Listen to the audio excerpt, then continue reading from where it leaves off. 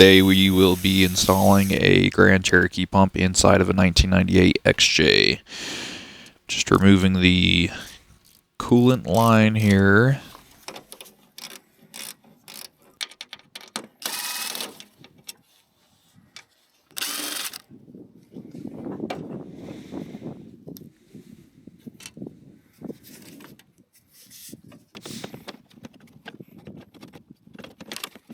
Your vehicle may not have an electric fan, but mine does, and it's kind of a pain in the butt to get it out.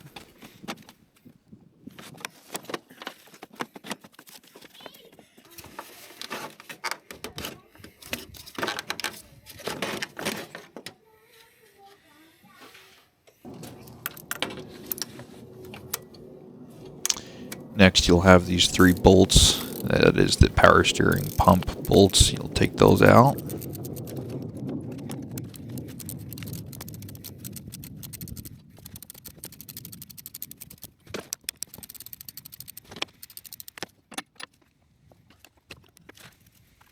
That is the high pressure line.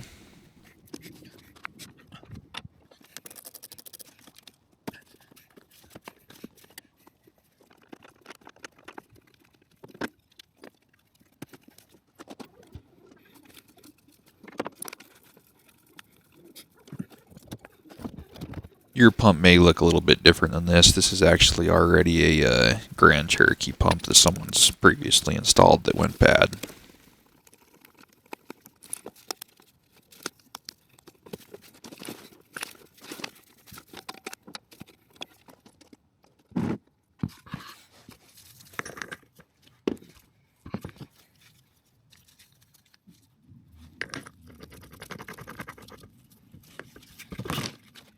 This is a bearing puller kit that I bought at Harbor Freight. It's like 35 bucks, I want to say.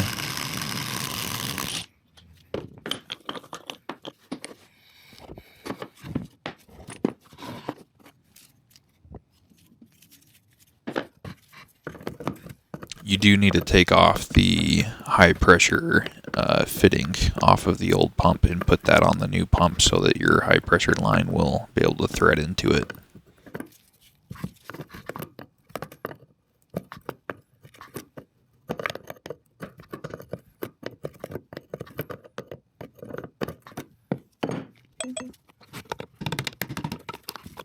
It is a little bit easier to take the reservoir off to do that, so that's what I'm doing on the new pump. I'm just pulling the tabs off and taking the reservoir out.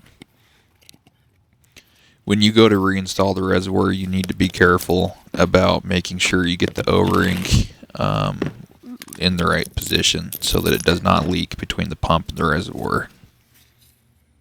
So that's the old fitting and that's the new fitting.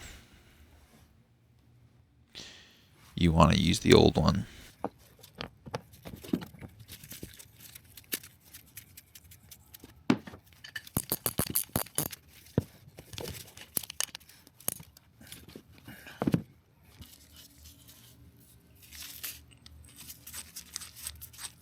This is part of the bearing puller kit that comes with it. You can actually use it to set the pulley back on with the same kit.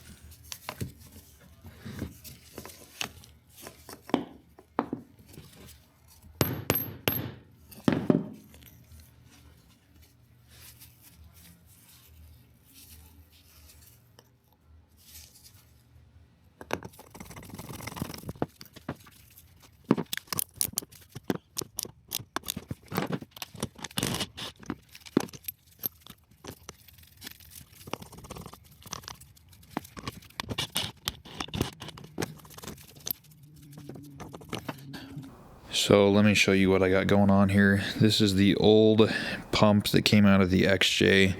This is the new pump that I'm installing. This is the Grand Cherokee WJ pump. I've got the upper line on the reservoir tank capped off here. All I did was I took a piece of 11/32 tubing and then just stuck a bolt in the back of it and then put some hose clamps on that. As far as the line the return line, I'm going to take this, which is 5/8 power steering fluid line, connect it here, and then I have this shark bite fitting. That's the size I used to transition from this bigger line to the stock line. Now, this fitting was pretty tight, and so I took this 3/8 drill bit and I just wallowed that line out a little bit.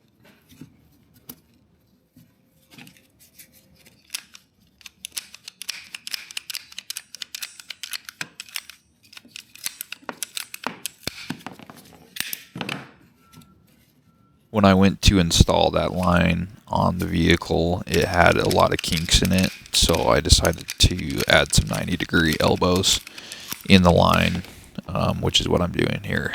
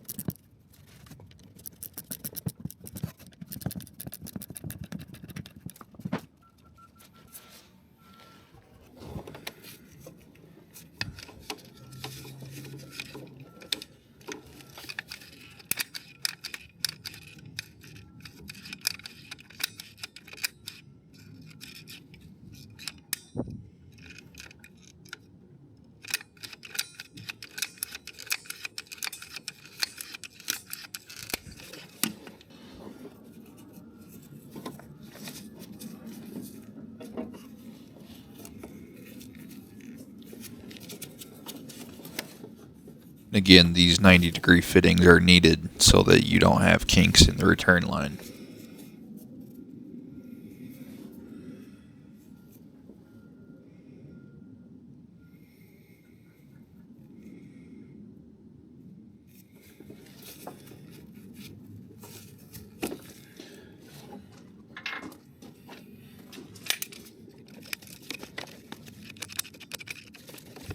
You want to cut off enough so that it does not put pressure on the return line or the plastic pieces in any way. You want it to be just sitting there nicely without any pressure.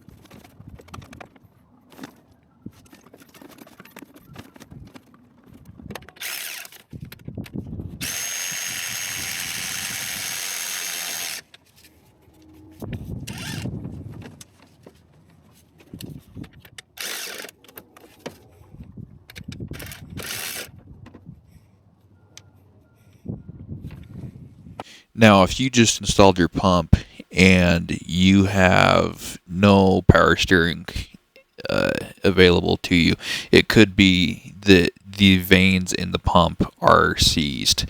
And that's actually what happened to me. And the cure to that was actually just letting it sit in the oil overnight. And I went back out there the next day and fired it up, and it worked. So that might happen to you if you get a reman pump.